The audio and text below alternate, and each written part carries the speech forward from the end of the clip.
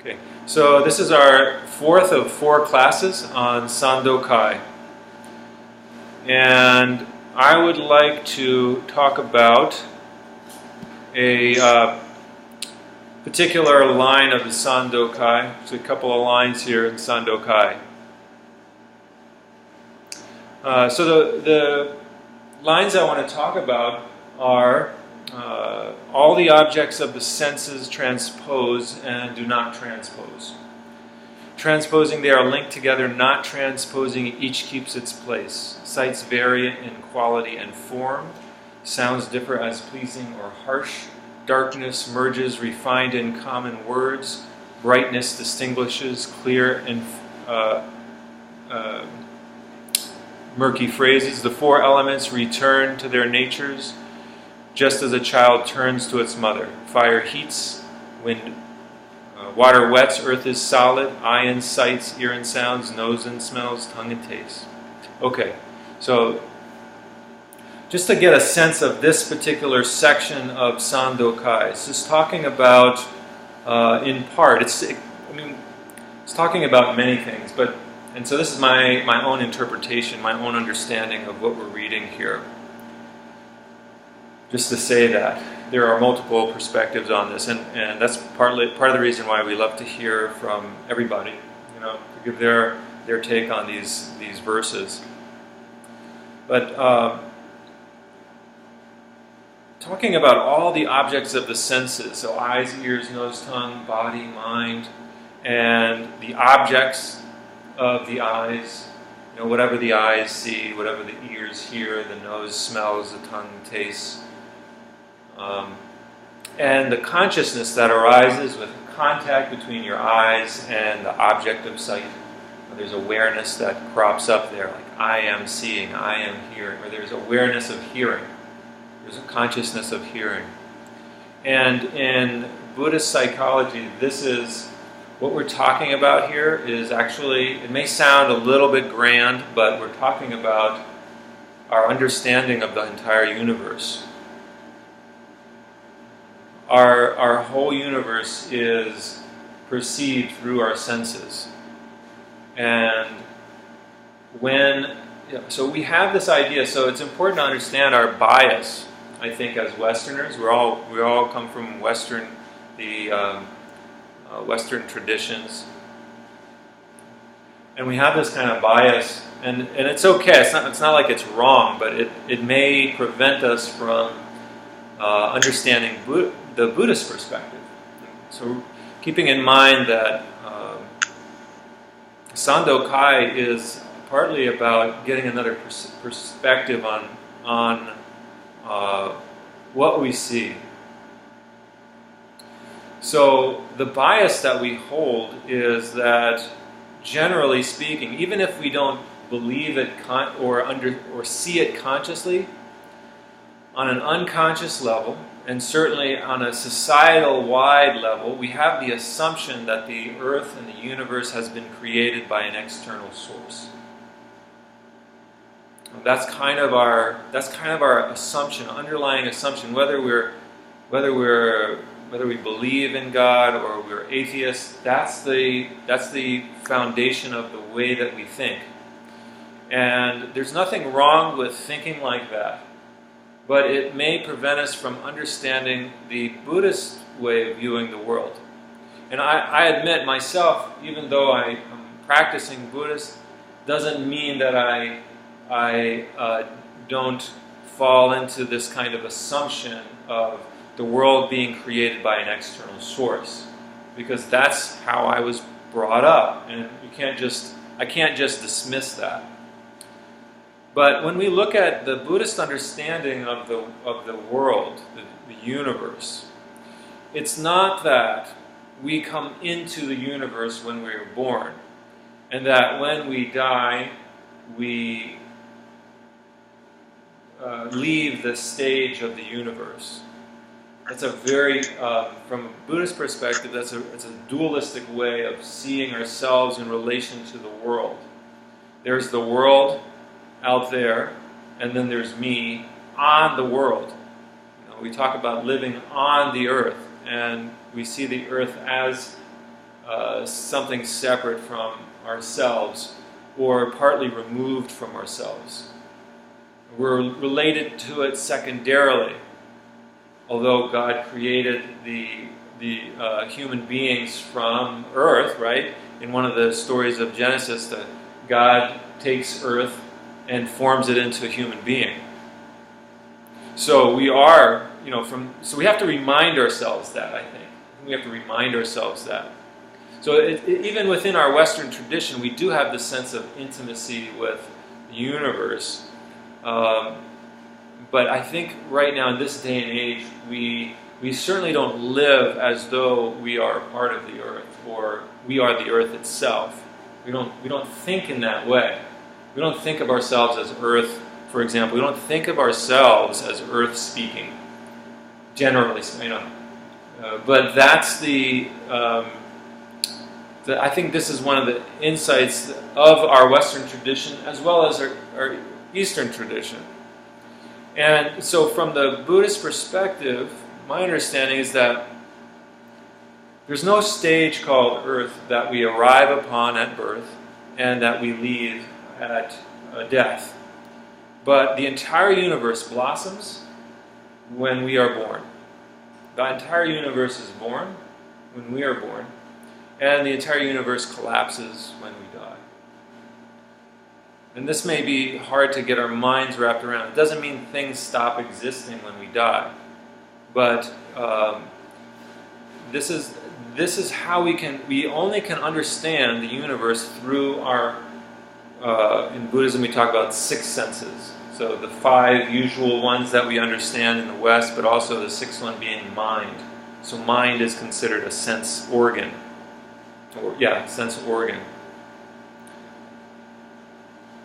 So eye and sights, ear and sounds, nose and smells, tongue and tastes. And then it also goes into the 4 elements. The 4 elements: fire, wind, water, and earth. I mean, we can talk about the 6 elements, 2 if you want to, or the however many elements are in the chart of the elements in the, what do you call that chart? Elemental table. Periodic table. Yeah, the periodic table. But, just keeping it simple and basic, there's, this isn't limited to 4 by any means, but these are 4 basic elements, and that's how the ancient world, spoke. The 4 elements: fire, water, wind, and earth. And it gives you the qualities of these 4 elements. Fire heats, wind moves, water wets, earth is solid. And those 4 elements are all part of our nature. And I love this line here. It says, just as a child turns to its mother, the 4 elements return to their natures. So there's so much packed into these couple of verses here. Just as a child turns to its mother, it's really talking about this very intimate relationship between a mother and a child. And I can think about my own relationship with my mother, but it's so distant right now because I'm an adult that I don't give it a lot of credit. But when I see it now between my son and wife, that mother-child bond, it is so powerful. If Malcolm has a choice between me or his mother, there's no choice whatsoever. He goes straight for her. That's how powerful that bond is. And I'm not saying that the father can't have that bond as well, but and it can be very powerful too. It can be just as. I don't know if it can be just as powerful. I don't have that. I haven't had that experience myself. So I can't speak from my own experience. But I think, regardless, there's this very powerful bond between child and mother. And it's extremely, and we may not recall it now as adults, unless we really think about how interdependent or dependent we are with others. The Tao says, can you concentrate your vital force? Can you concentrate your vital force? This is when I hear this verse, I think of our meditation practice. What we've just been doing is focusing intently, sitting still, and our mind becomes very concentrated. And we have to be careful with this concentration because we can confuse it, I think, with some degree of power over others. When our mind is really concentrated, we may feel powerful. And the verse here in the Tao Te Ching says, can you concentrate your vital force and achieve the highest degree of weakness like an infant? This is just so, this is so counterintuitive to the way we might feel when we have a high degree of concentration in our, Does anybody feel that concentration, when we sit? You feel that? Don't feel that concentration? Sometimes we feel concentrated, and sometimes we may not. Just to say that too. Sometimes we feel very scattered when we're sitting. But the more we sit, and the more that our mind and heart settles down, we might feel more clarity in our mind. And that clarity also is synonymous with good concentration, at least in my experience. But the Tao says, can you concentrate to the highest degree of weakness? And this sense of weakness, of vulnerability. And it says, like an infant. Just like an infant. And so when we sit without this sense of independence, but a sense of vulnerability.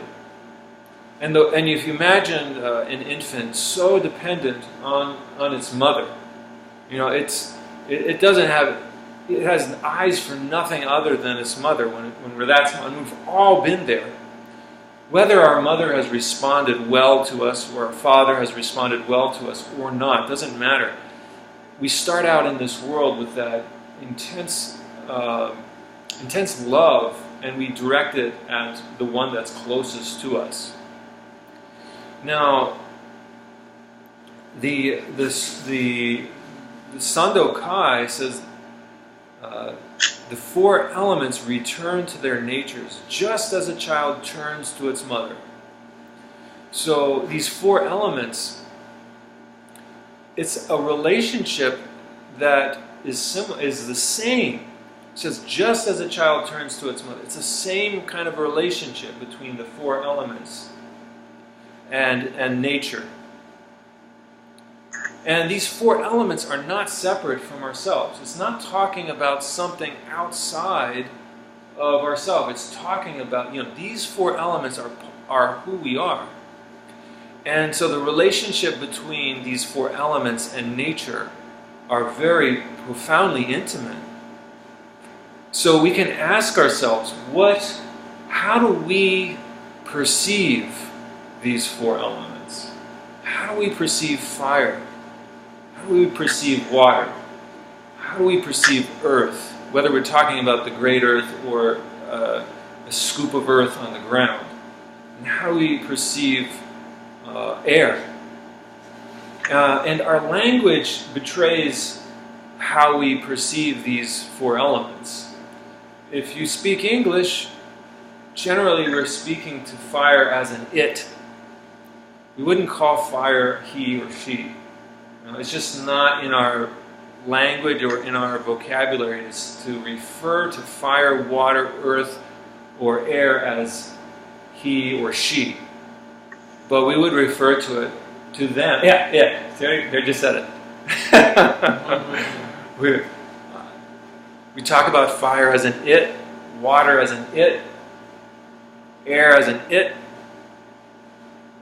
They're all its. It's an it relation. It's a relationship of a subject to an object, not a subject to a subject. And so our language, it's amazing. It forms the way we think about something. It forms the way we act towards something.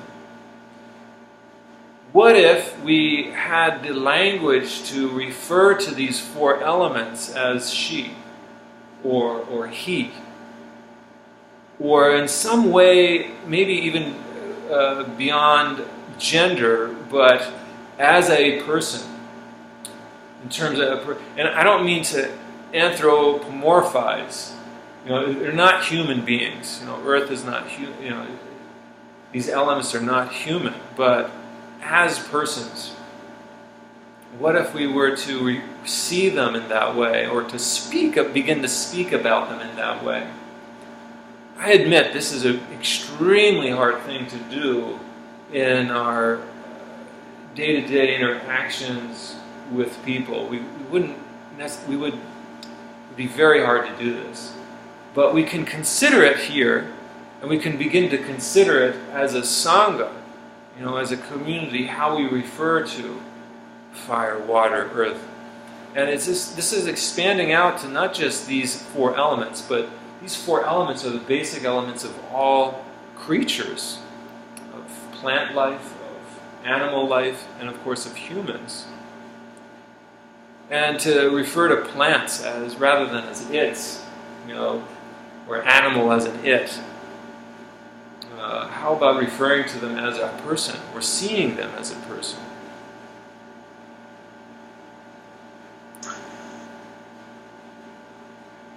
If this poem has any truth to it at all, when it says the four elements return to their natures, just as a child turns to its mother, then we have this is a deep insight that we can try to practice. And the result of seeing the world in this way can lead to different feeling about it. And this is how transformation begins. It's how we feel towards the things in our everyday life. And I'm a rookie. I'm a rookie at this stuff. I can't say that it comes naturally for me to see the natural world as a person.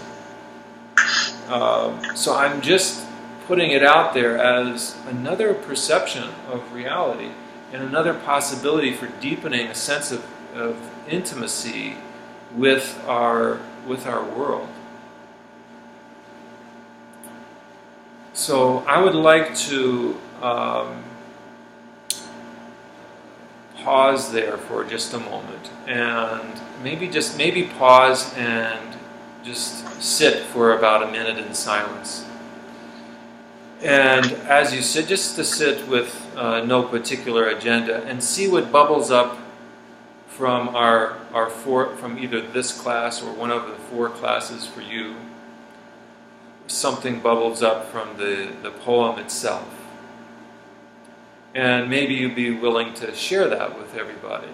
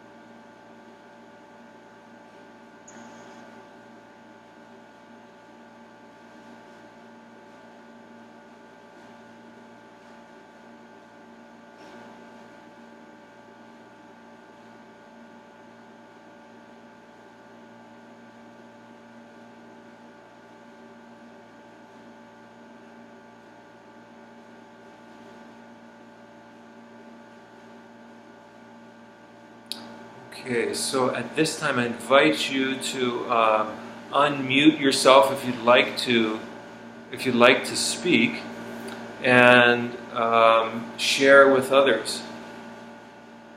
And if you'd like to share, just place your hands in Gasho, and I'll give you the floor.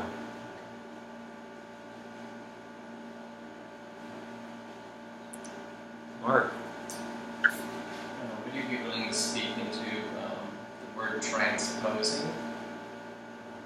Another word that is coming to mind for me is manifestation. Is there a similarity between those, or what would you see as word transposing? Okay, so were you all able to hear that question? So Mark said about the question about transposing, this word that's used here, the objects of the senses transpose and do not transpose. Transposing, they are linked together, not transposing, each keeps its place. So he asked to talk a little bit about this word transposing and if it means something similar to manifesting. So my understanding of this word transpose is that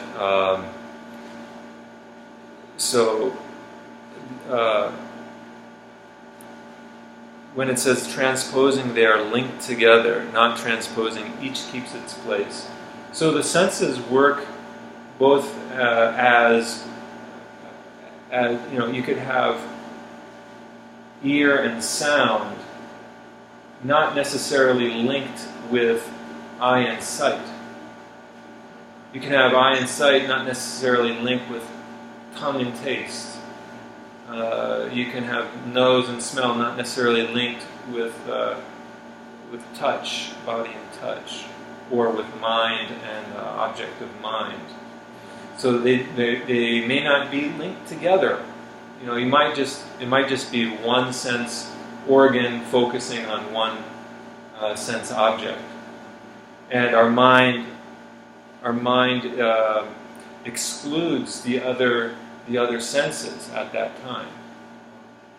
And then transposing, when they're transposed, they're all working together as one.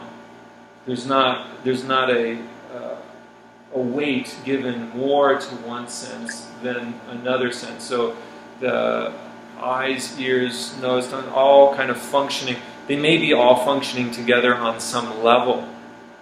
Maybe not equally. Maybe not given all equal weight, but awareness. When we have our eyes in periphery vision, so that our eyes are not the complete focus of our attention, or what we see is not the complete focus of our attention. We're also using our ear senses. We're using our body as a whole. One of the koans talks about eyes being on throughout the entire body, and so our senses work together in this way, and they can also work independently of each other at times. So that's my understanding of transpose and do not transpose. Yeah, you're welcome.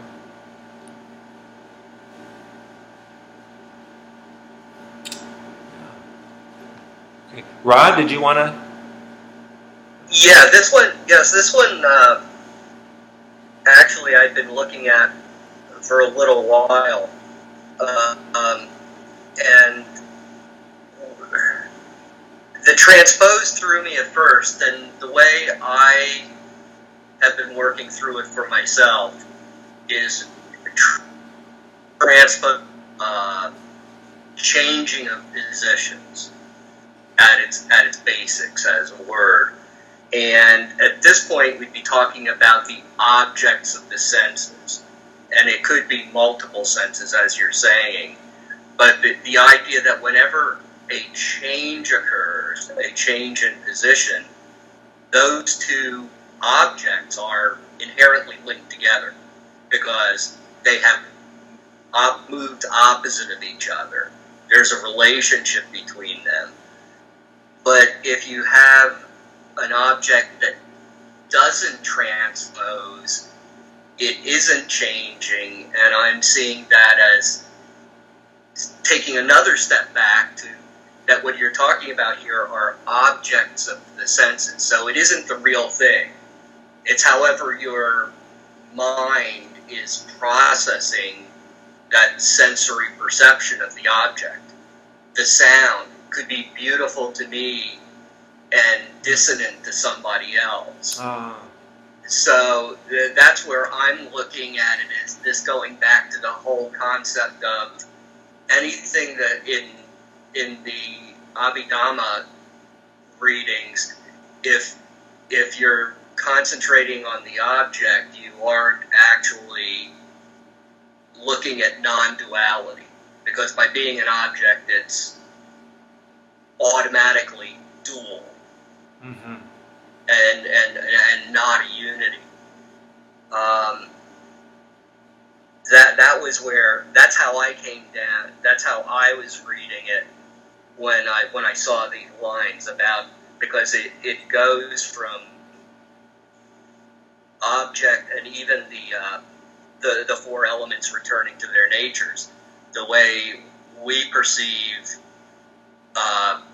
fire, water, air, land, is still through our sensory perceptions.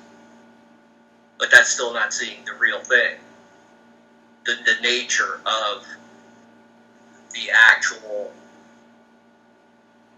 element, for a lack of a better term. Mm-hmm. Okay.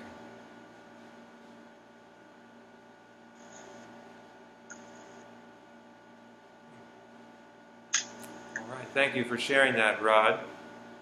Were you all able to hear that?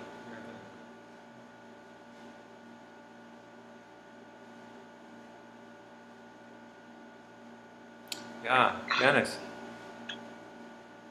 When you were talking a couple of weeks ago, when you were talking about this, you talked about intimacy, going beyond teacher-student. And that's kind of stayed with me. And today you've used intimacy a lot in talking about this. When you were talking, what occurred to me was St. Francis of Assisi used to refer to brother, sister, son. Is that what you're kind of... Absolutely, yes, yeah. So brother, moon, and sister. Mm-hmm. Yeah, so on these what we call so-called mystics in the mystical dimension of our practice, when we're really sitting with a sense of non-duality, like Rod had mentioned there, there is that deep sense of closeness to all beings, whether it comes from the Christian tradition, the Islamic tradition, or the Buddhist tradition. I think that's what our practice is pointing us to. And when we naturally feel that sense of closeness, we're doing no harm. How can you do harm when you feel that sense of closeness with the basic elements?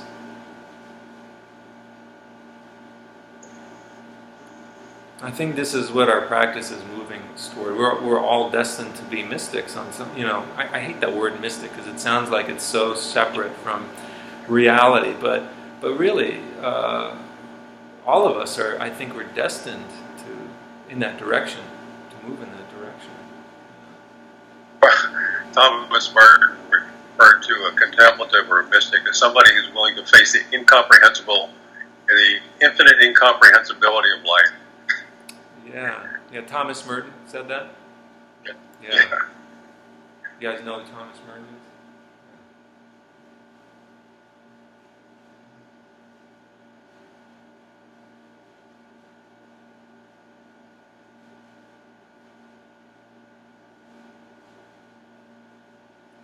Daiki. Well, I feel like there's something in the phrase, the four elements return to their natures, just like a child turns to its mother, also a sense of the elements are our mother and we're the child. So no matter how the elements are put together, there's creation. So the mother is the earth or the elements, and we're the child.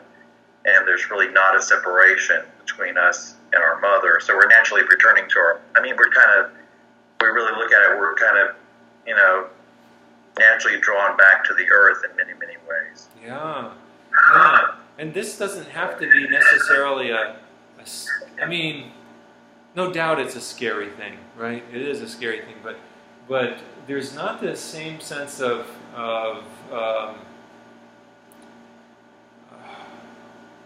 again, referring back to the worldview that we all share in common, that is the sense of when we die, we go to heaven, right? That's a pretty common, even if we don't, on a conscious level, believe that idea or not, it's like in our DNA to think in that way. But I think this can help us to. There's a lot of good reason to consider this. What you just said, Daiki, is that the sense of returning to the earth just as a child turns to its mother. Then it's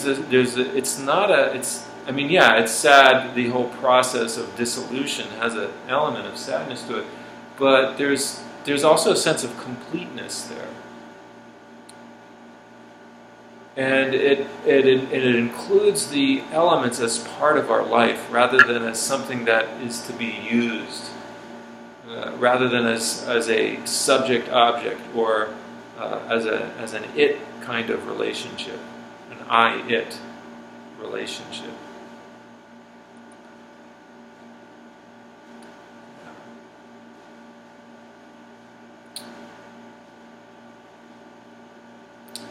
Okay, well, I'll just thank you all for being here this evening, and for your attendance for the class. These 4 sessions, whether you were here for all of them or not, it's not all right. And our sitting together, we just kind of created a sangha, a community in this process. So Jisho and Sarah and I will be heading to Haiti on Friday, and we'll be away for a few weeks. And we hope to do another class like this in the near future. That's our intention, and so we'll keep you posted on that. I wanted to also mention that we have. I just started creating a podcast called Micro Meditations, and you can find it now on iTunes. And they're very short. It's between 1 and 4 minutes long, and they're intended for you to use prior to sitting, or maybe one time throughout your day, just to kind of reorient, or just to hold up a mirror to see where you are in your practice, in your mind, in the moment, and to just encourage you to keep practicing. So the intention here is to just my suggestion is to just listen to one. If you want to sign up for it, just listen to one a day, and see if you can chew on that throughout the day as a kind of anchor for your practice. If you need the information on it, just go to my website, Zen Fields, and if you look under Zen Meditation, it's right there on the front page. Click on that, and then the first link will be podcast Micro Meditation. Just click on that, and it'll send you to iTunes, and you can get it. Right? They say, get it. Also, I have a blog that I'm writing that will be coming out tomorrow. So if you want to subscribe to the blog, just go to my website again, and there is a whole list of past blogs, and just click on that, and there should be a link somewhere to subscribe to it, and you'll get it right in your mailbox. Lastly, there's Dharma talks I'm putting up on YouTube, and so if you again go to my website, Zen Meditation, and you'll see a link for the YouTube site, or you could just go directly to YouTube and put in Zen Fields, and the Dharma talks should come up. Okay, so just giving you some options for practice over the next month, and love to continue to hear from you. I will have some limited access to internet in Haiti.